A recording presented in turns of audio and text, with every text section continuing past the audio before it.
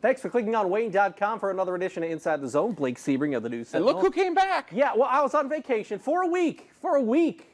What's that word? Vacation. I know you don't get used to it until the Komets playoffs. Unless it's a Chevy Chase movie, no. Yeah, well, I mean, it's there's not a whole lot of it to be had. I mean, this season goes on for a little while. Just a tad. And maybe even longer this year. Who knows, into the summer. Certainly that's what Komets fans are hoping for. And if they do, they'll generally, if you look at the way the standings are right now, they might have to get by Missouri, a team they faced twice this past week, a team that is the front runner in the Western Conference right now. Nobody's going to catch them. As far as what you saw against Missouri, what was it that you saw about the Komets that you liked, that you disliked when it comes to matching up against Missouri? Or because so many guys weren't there, could you even really tell? Not really. Yeah. You could tell styles of play. I mean, I liked the way Missouri was really good defensively. They were very disciplined, and they were very disciplined in their lanes, too. They weren't getting caught out of position. They're a type of team that you have to beat them. They are not going to beat themselves. Sometimes the Komets have been a team that beats themselves this year.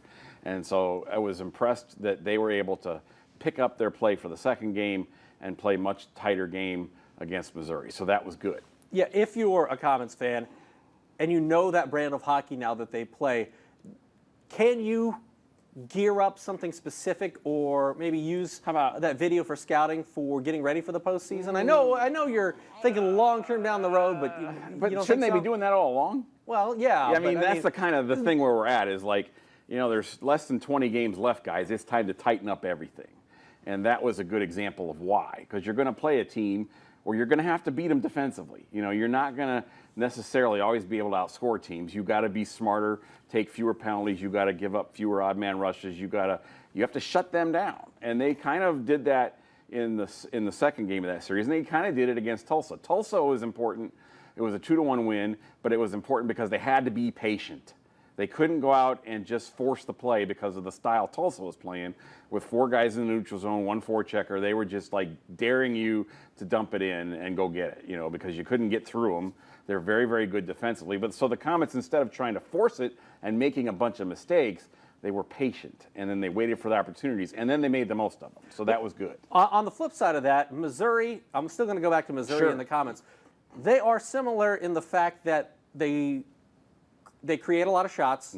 They score a lot of goals relative to this league. They have big-time skill. So these are two teams that are offensively pretty proficient when it comes to the ECHL standings. If you look at all the numbers and break it down, and defensively. Yeah, well, they're good. They're good hockey teams. Yes. But from an offensive standpoint, what do you glean from those 2 games against Missouri? I mean, can they be as effective offensively, the Komets, against Missouri as they have been against the rest of the ECHL, or is that going to be a big question mark? That's the big question mark because Missouri had 8 guys up in the AHL last week that did not play in those games. So you got to figure they're going to be even better defensively later. You know, so no, I don't know that the Komets can outscore them that way. They're going to have to win 2-1, 3-2 games, period. And they're going to have to hold them to 2-1, which Missouri has some amazing skill, as we saw in the overtime game. I mean, my goodness, were they scary. I mean, they were scary good in the overtime because they had some great speed and some great skill. When you talk about scary good, I mean, Alex Belzile had a nice week for the Komets. Garrett Muirs played well for the Komets. Those 2 guys, how important are they going forward? And is there any one of those 2 guys that's more important? I guess Muirs probably more likely to get called up, although we've seen Belzile do it as well. I mean, I would, both of them have to continue to evolve. Muirs took a penalty in the 3rd period he should not have taken in the second game on Friday. He just should not. He's got to get around those kind of things. Is that him being a young player still, you think? He's a 3rd-year pro. But he's still only, what, 21 years old? I get it, but you're a 3rd-year pro. It's time to start making those decisions and making smarter choices. I mean, you know, you're a teenager. You're 18. You think your parents are going to let you off the hook on that one? No, they're not letting you off the hook until you do it right. You know, and that's kind of, Garrett is so enthusiastic and plays with such an edge, which is great, but he's got to be careful. There were a couple times, was it Wednesday night, where he was slashing and hacking with the Missouri guy, and he kept looking to the ref for a call, and the ref's just shaking his head, beat the crap out of each other. I don't care. You know, I mean, he's got to be more careful because sometimes a call like that can turn a whole playoff game around, and that's what happened last year. Doesn't he have a little bit of Hodgman in him? Do you think? I mean, there's just that little edge that he plays with. Sure, that reminds me of Justin Hodgman. Yeah, I agree. And Haji had the same problems in some cases. Yeah. but still, it's going to come down to discipline in the playoffs. It's going to be which team gets more power play chances and which team gives them up.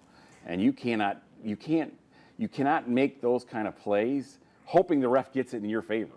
You can't do that. You just can't. And speaking of Haji, people were wondering maybe since he would be back in Fort Wayne, if there was going to be a possibility. That is not a possibility. Contractually, it doesn't work out, correct? It was past the deadline for European players returning.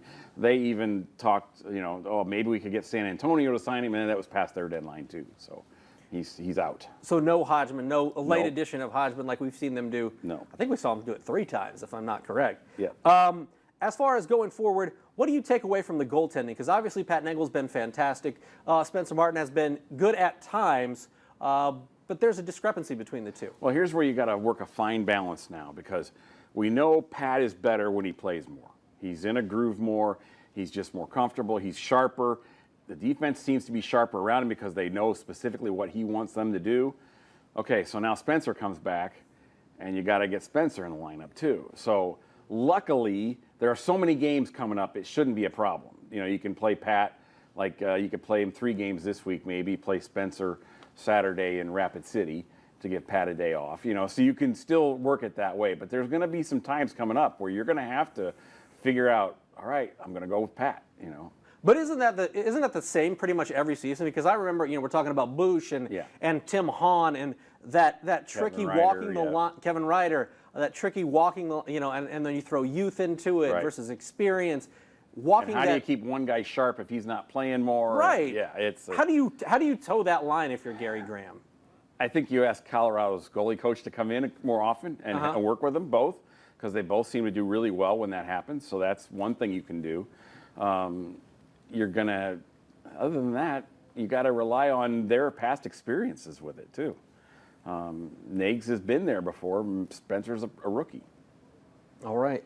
When you take a look at this road trip that is approaching, I mean, this is a monumental road trip. I mean, in the Komets' history, this is one of the longest. Yeah. And one of the most foreboding, if you take a look at where they are going on a map of the United States. So heading into this road trip, what's important if you're a Komets fan? What's important that they have to get accomplished? Because they're two, if you want to count the Evansville game on the back end, That's almost the one I'm worried about. They're almost 3 weeks on the road. Yeah, that's the one I worry about the most, because if you're not right on top of it and you're not sharp, Danny Hobbs and company can steal one from you. And that's the one I would be concerned about. More than the other two, I think you want to come back from these 7 games at least 4-3. Decent enough. I mean, Tulsa, Colorado, and Alaska are all like struggling in the Western Conference to try to find playoff positioning. They're all going to be hungry to play. Not Tulsa, I'm sorry, Rapid City is out, and Colorado's like 7th or 8th right now, and Alaska's out. So you need to do well. I would think 4-3, 5-2. If you can, 5-2 would be fantastic.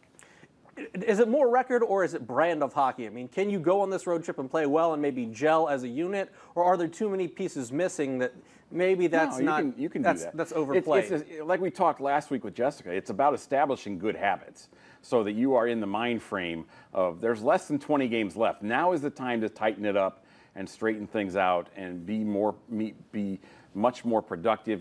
Get the PK figured out, get it tightened up big time.